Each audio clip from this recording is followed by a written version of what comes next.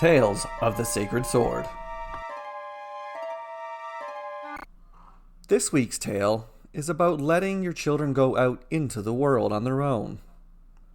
Also, if the Master of Numbers, Rhif, is around, you're no longer the smartest person in the room. Episode 28, Rhif and the Two Suitors. Lord Serletto straightened the wrinkles from his daughter's blue dress.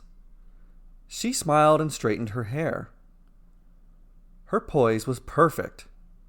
She was as still as a statue, except for her toes. Her feet twitched like a hummingbird's wings. Rhif noticed her impatience and knew that Lord Serletto noticed it as well. Serletto rested his hands on his daughter's shoulders and held her gaze longer than he should have. Then he spoke. "All right, my daughter. You can take your seat." Serletto released his hands from her and she raced from the room with a smile. Rhif and Serletto watched her rush from the castle and take her seat of honor in the stands in the courtyard. The courtyard was full of spectators, and none noticed her take her seat. "I can't believe you're finally letting her go," Rhif said to Lord Serletto. "What would I do without her? Sit around and play cards with you, Master of Numbers?" asked Serletto. "I thought you liked playing cards with me." Rhif's smile was more shocked than mocking the Lord. Rhif could play cards all day, every day. "Yes, Master of Numbers. I'm letting her go. But not until someone earns my blessing to marry my daughter. I don't think that shall be an easy task." Serletto smiled at Rhif and gave a wink before walking outside. "You may be a genius, but you're not the only one with tricks." Trumpets blared, announcing Serletto's arrival to the courtyard. Despite being in his middle years, the cheer of the crowd invigorated Serletto. He smiled as he waved and blew kisses to his people, all the way to his high seat of honor beside his daughter and surrounded by his personal guard, where he addressed the crowd. "My people, don't cheer for me. Cheer for the beautiful weather that allows us to gather here today. Cheer for the entertainment and the bountiful feast. Cheer for our two guests of honor who have traveled from faraway lands. And most of all, cheer for my beautiful daughter, for it is her birthday, and today she comes of age, and those guests of honor shall compete for her hand in marriage. She has whittled the eligible suitors down to these two men." Serletto announced the arrival of the two suitors.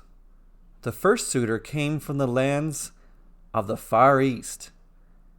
His stallion was as white as the dawn, a stark contrast to his raven black hair. His leather riding gear was also black, although his banner was blue with orange. He waved to the cheering crowd, then stretched his groin and the back of his legs. The local rumors were that the suitor had ridden for 2 moons on that stallion to arrive at Serletto's manor. According to Rhif's calculations, they weren't far off.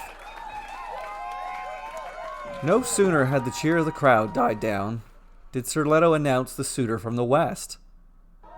The suitor's stallion was as black as midnight, a stark contrast to his bone-white hair, which looked strange yet somewhat fitting on the handsome young man. His leather riding gear was as white as ivory, as was his too perfect smile, although his banner was yellow with purple. He bowed to the crowd, holding it low and long to hide the fact that he was stretching his hamstrings. The local rumors were that the suitor had ridden for 2 moons on that stallion to arrive at Sir Leto's manor.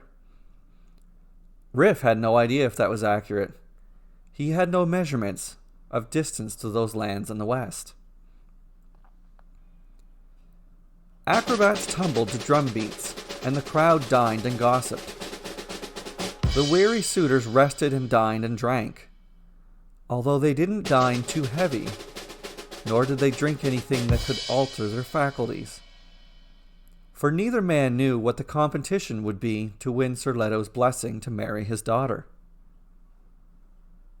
Each man was infatuated with her charm and enamored with her beauty.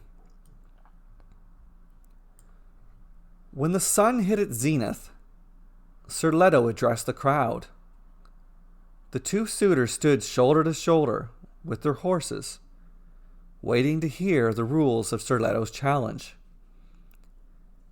Sir Leto's daughter smiled at them, and their energy and vigor renewed. Rhif had never seen her so happy. "My people, I hope your hunger is satiated and your thirst is slaked, but not so satiated and slaked that you cannot enjoy today's entertainment. The rules of the competition for the blessing to marry my daughter are simple. My brother Sameto is lord of a land a day's ride south of here. One of my men is waiting at the gates of his village. The suitors will race to these lands to win my blessing." With focused faces, the 2 suitors jumped on their beautiful steeds and waited for Sir Leto's command to begin the race. Rhif had little doubt they would ride without food or drink or sleep or stop of any kind to reach Sameto's land. The crowd chattered in excitement. "Oh, there's one last thing I forgot to mention," said Sir Leto. "The winner of the race will be the man whose horse arrives last." The 2 suitors froze. In their confusion, they looked at each other. The conversations of the crowd rose to such a level that it was difficult to hear past the person beside you. The suitors stood, paralyzed. Sir Leto smiled and laughed. His daughter shed a single tear. Rhif thought for a moment. Then he approached each of the 2 suitors. He whispered in their ears. The 2 suitors faced each other, then bowed. Rhif addressed Sir Leto over a silent crowd, for although Sir Leto was lord of these lands, Rhif was the master of numbers and had the respect of all who knew him. "Lord Sir Leto, you say the man whose horse reaches Sameto's lands last shall earn your blessing to marry your daughter?" asked Rhif. Sir Leto smiled and laughed again, but then nodded in agreement with Rhif's question. Rhif nodded at the 2 suitors. Each mounted the other suitor's horse, and they sped out of town, side by side. Within moments they were out of sight. All were stunned by the turn of events. Rhif spoke to Sir Leto a final time. "I look forward to playing cards with you, Lord."